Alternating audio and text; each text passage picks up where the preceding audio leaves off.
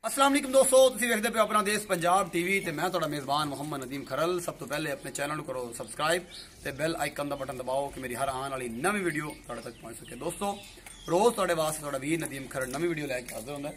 अज वाली वीडियो भी मेरे एक बड़े प्यारे संगी मेरे चाचा जी जनाब चौधरी रुस्तम बदराना साहब जनाब, ये पता तो मैनू भी भूल गया कि जगह तुमने अगले दिन भी मेरे को एक मज लै गया उन्होंने का।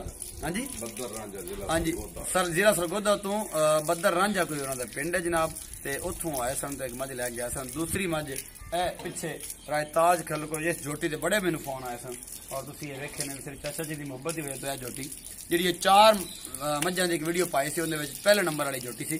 सारे जानते हो कि यह झोटी किन्ने तुम मैंने फोन किया सन। तो यह जनाब चौथ साहब ने चौधरी रुस्तम अली बदराना साहब ने बदर रांझा सरगोदा तो उन्होंने खरीदी। उन्होंने दो जड़े ने बच्चे आए ने इत्थे मझ लैन वास्ते, एक थोड़ा पुराना बेली वाला दिता इत्थे वो लता सा। अस्सलाम वालेकुम। उन्होंने बच्चा है जी अल्लाह दिता साहब आए ने, तो तुसी बुजुर्गों भी आ जाओ, बुजुर्गों अच्छे आओ इस पास आओ ना। ए दो बंदे आए ने।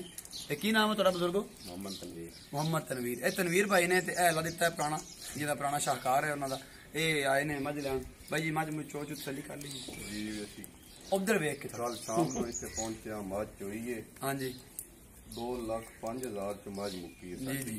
ठीक है जी, ਤੁਹਾਡਾ ਬਹੁਤ ਅੱਛਾ ਸਾਰਾ ਹਿਸਾਬ ਕਿਤਾਬ ਇਹਨਾਂ ਨਹੀਂ ਦੁੱਧ ਜਿਹੜਾ ਐ ਸੀ ਉਹ ਫਾਈਨਲੀ ਉਹਦੇ ਚ ਕੋਈ ਅੱਧ ਪਾਈ ਦਾ ਫਰਕ ਹੋਵੇ ਤੇ ਮੈਂ ਬਾਕੀ ਕੋਈ ਫਾਰ ਕੋਈ ਛਣ ਛੱਡਿਆ ਚ ਵਾਦਾ ਕੋਈ ਨਾ ਬਿਲਕੁਲ ਬਹੁਤ ਅੱਛਾ ਜੋ ਕੁਝ ਤੁਸੀਂ ਦੱਸਿਆ ਨਾ ਉਹ ਸਭ ਕੁਝ ਅੱਛਾ, ਜੋ ਕੁਝ ਜਿਹੜੀ ਸਾਰੀਆਂ ਗੱਲਾਂ ਤੁਸੀਂ ਦੱਸੀਆਂ ਨੇ ਸਾਰੀਆਂ ਠੀਕ ਆਣ मतलब तसली होगी। हाँ तसली किसी के रायताज साहब अच्छा होता तुम दसो तुहाडा सौदा आपस मेंटेन पाया या कोई हिसाब किताब है? तुसीं पगड़ी ला, तुहाडी पगड़ी बड़ी मशहूर है भाई और बड़ी जड़ी गति रखी है। चलो ये तुहाडी शफकत नाल है थल्ले अड़ी ते शुदा करदा है ते पर पैसे सौदा आपे हो गए। मैं सुबह सुता उठ के आना है आपे हो गए कोई मामले हल सारे कर ले नबेड़ मूड ले।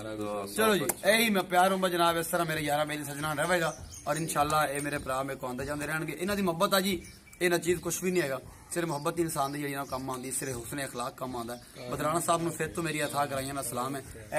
उन्होंने बच्चा अल्लाह दिता इनू इस्लाम है, बड़े प्यार वाले जी ने।